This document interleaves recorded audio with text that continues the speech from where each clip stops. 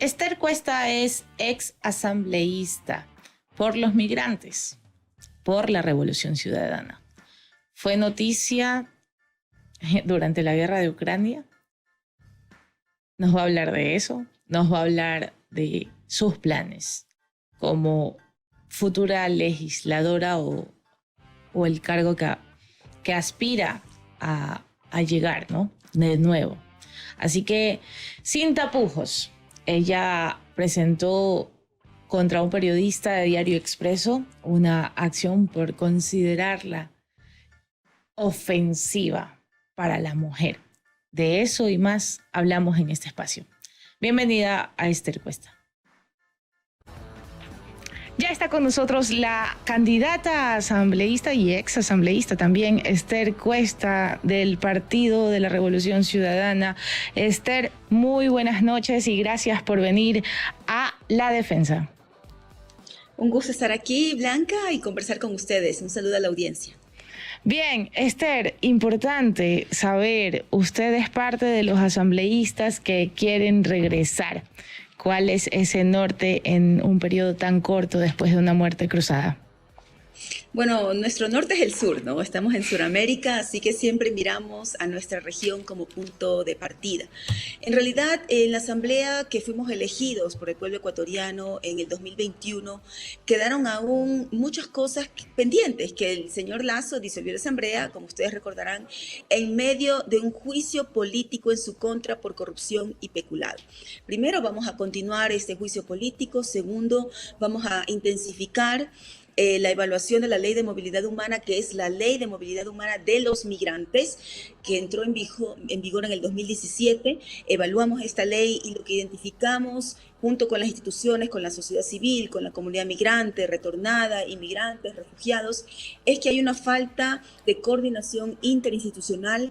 Como ente rector de movilidad humana, la Cancillería lo que menos ha hecho es coordinar con los demás ministerios para garantizar los derechos establecidos en nuestra Constitución y desarrollados en la Ley de Movilidad Humana. También presenté un proyecto de ley de reformas a la Ley de Movilidad Humana y pues con esta evaluación también seguramente identificaremos temas de fiscalización tanto a la Cancillería, a Ban Ecuador, al MIES, al Ministerio de Salud, de Educación, que no han garantizado los derechos de los ecuatorianos en movilidad humana.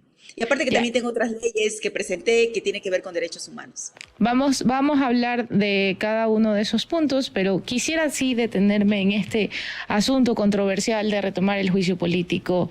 Y Esther, y lo retomo específicamente por dos situaciones importantes. Lasso llamó a muerte cruzada, Lasso prácticamente ya es historia, empieza una nueva asamblea, empieza un nuevo periodo presidencial. ¿Por qué volver a eso cuando hay asuntos mucho más importantes que tratar desde el legislativo? Bueno, yo creo que hay algo importante en el Ecuador que no podemos abandonar, es el tema de la impunidad, Blanca.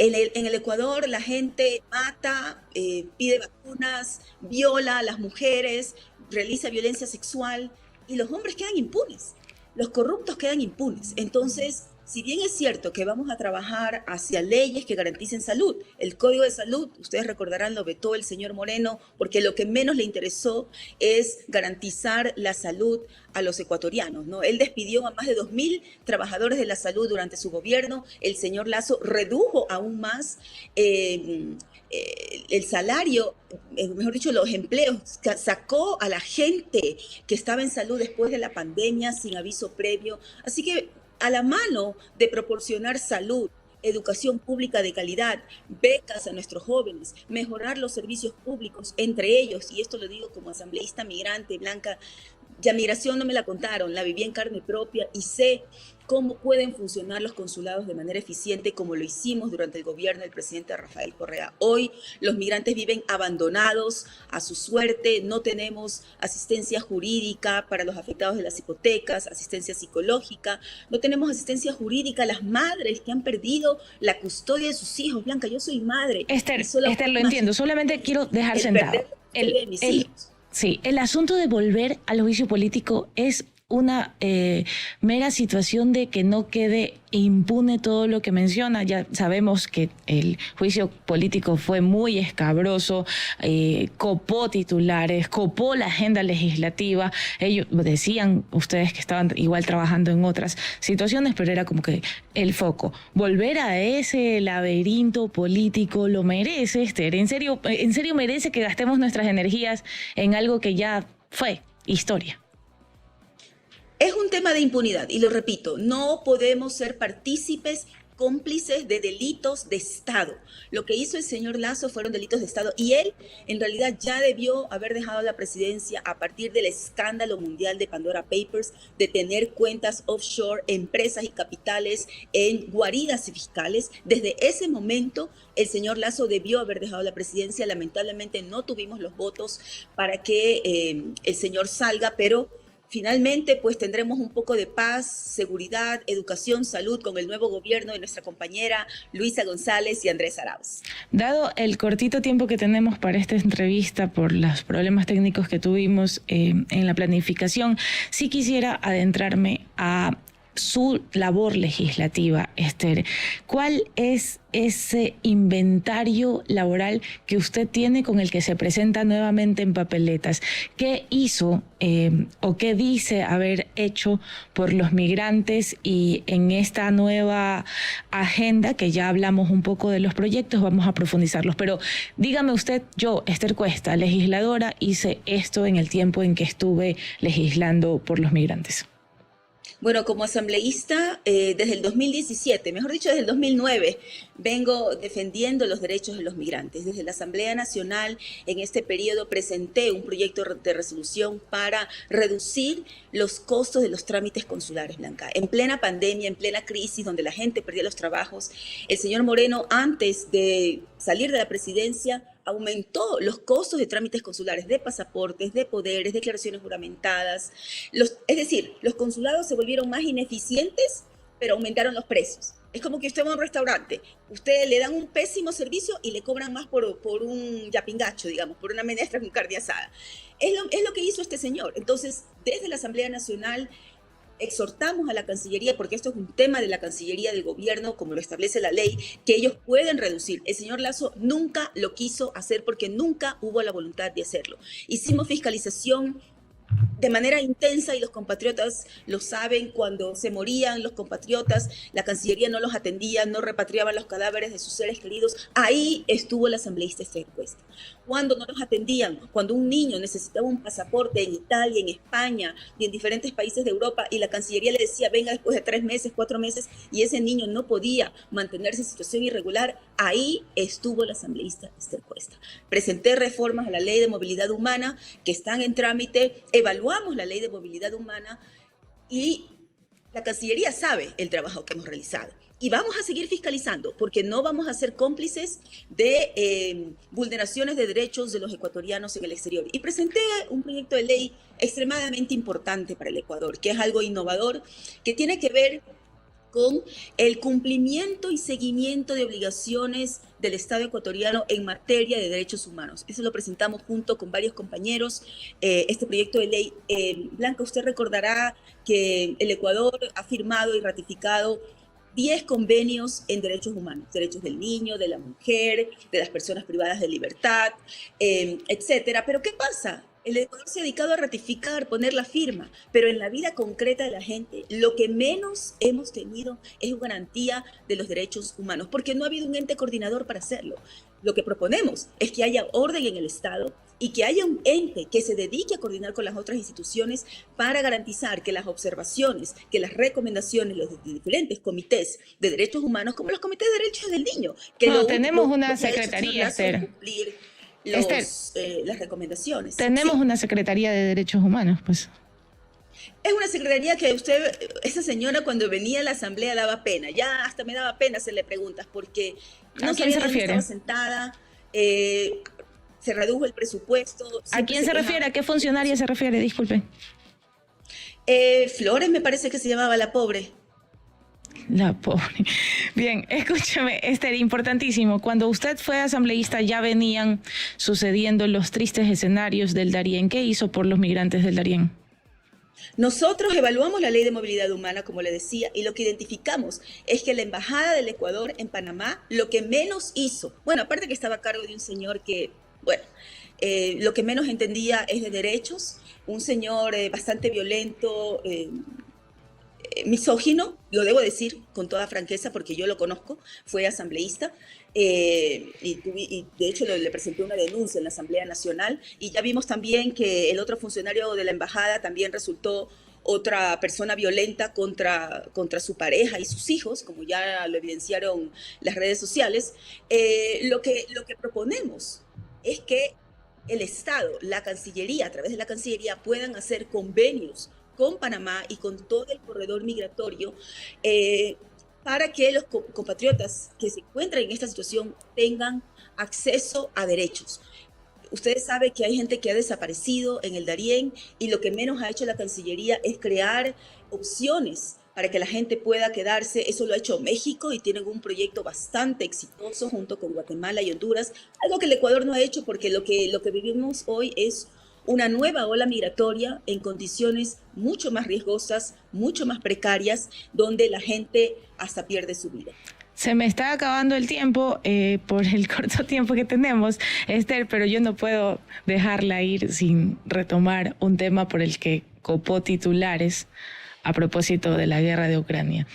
Hay muchos señalamientos en torno al tema y quisiera haberle preguntado esto en mi tiempo en donde usted fue noticia. Lamentablemente no teníamos el contacto. La señalaron de oportunista, de tirarse encima el logro de la repatriación de nuestros compatriotas. Y yo sí quisiera preguntarle qué andaba pasando por allí, por qué se paseó por el aeropuerto de Quito, qué en realidad es lo que estaba pasando en torno al tema del retorno de migrantes y por qué dicen que usted se adjudicó ese logro que supuestamente es del gobierno central. Bueno, en primer lugar, lo que hice desde un inicio, apenas estalló la guerra en Ucrania, es tomar contacto con nuestros compatriotas allá, jóvenes, muy jovencitos estudiantes que desesperadamente buscaban regresar al país. Para la Cancillería yo fui una persona incómoda porque develaba los errores que venían cometiendo, como los aviones que vinieron ni siquiera llenos. ¿Sabe por qué, Blanca? Porque no pudieron hacer una simple lista de pasajeros. Esa es la incompetencia de la Cancillería, del gobierno del señor Lasso. Y fui incómoda para el gobierno. ¿Por qué?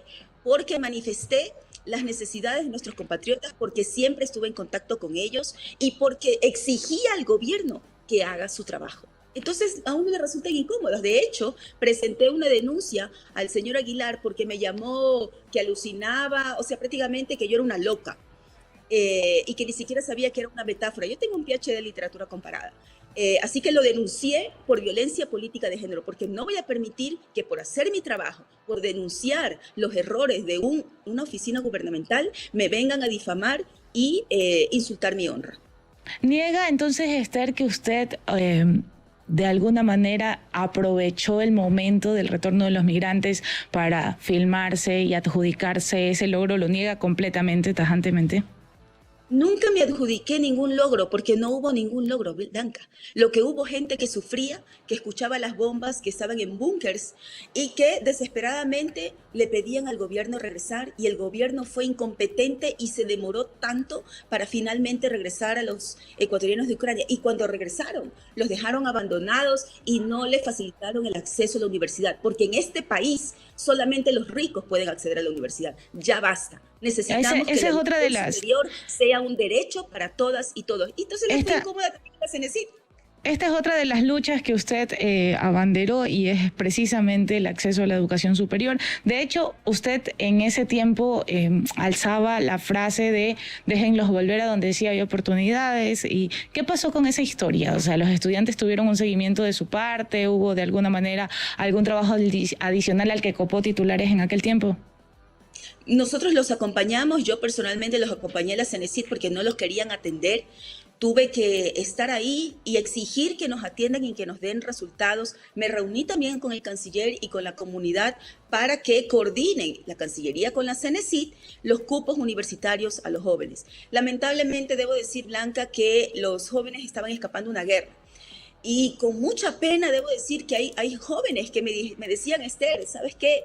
prefiero quedarme en la guerra, en un país en guerra, que regresarme al Ecuador, donde no voy a poder seguir mis estudios. Y esto es algo que nos dice la situación tan grave y catastrófica en situación de paz que se encuentra el Ecuador en este momento.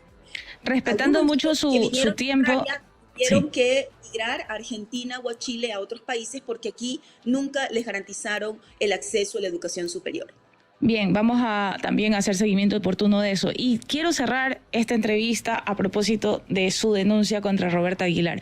Porque primero, importante saber cómo va. ¿Siguió hasta el final? ¿Logró algo con su denuncia, además de ser conocida por otra funcionaria que denuncia a un periodista, Esther?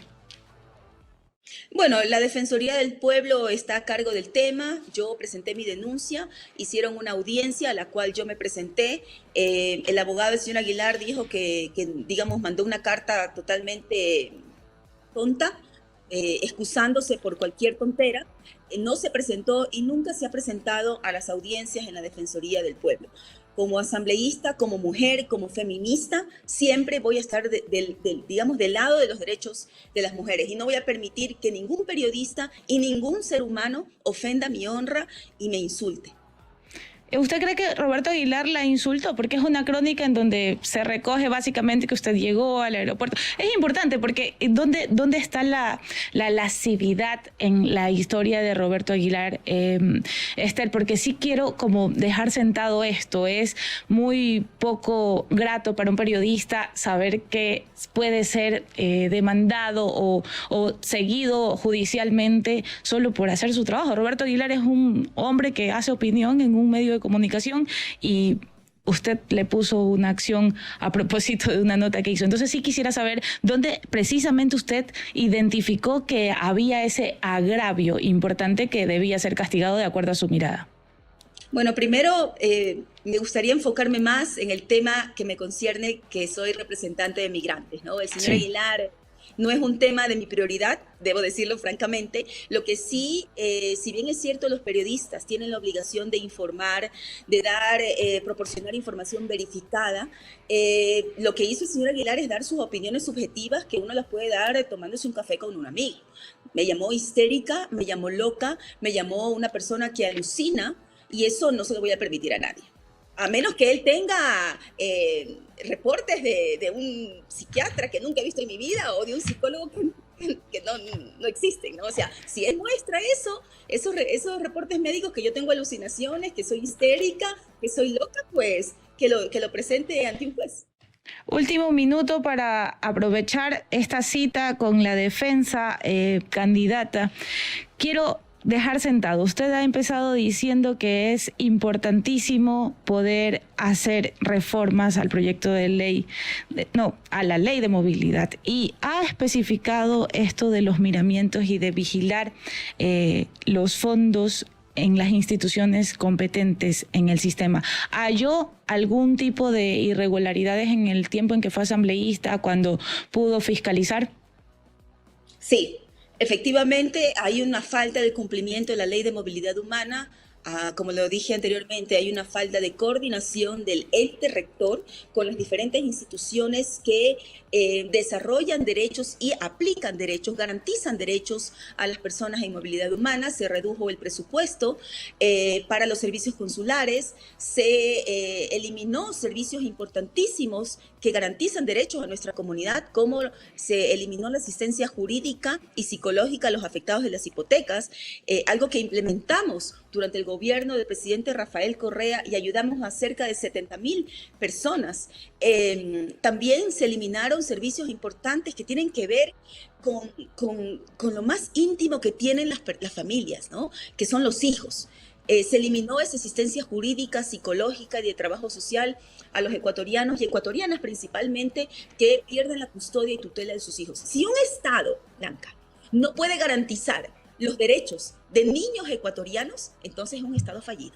Y eso es lo que es el señor Lazo. Bien, ahí ustedes tienen, gracias, candidata a asambleísta y ex asambleísta Esther Cuesta, por este espacio en la defensa. Recuerde que puede venir siempre que usted lo crea conveniente. También la vamos a invitar para ver cómo va ese trabajo de ganar las elecciones y el curul. Muchísimas gracias por su tiempo en la defensa. Gracias. Muy amable. Hasta luego.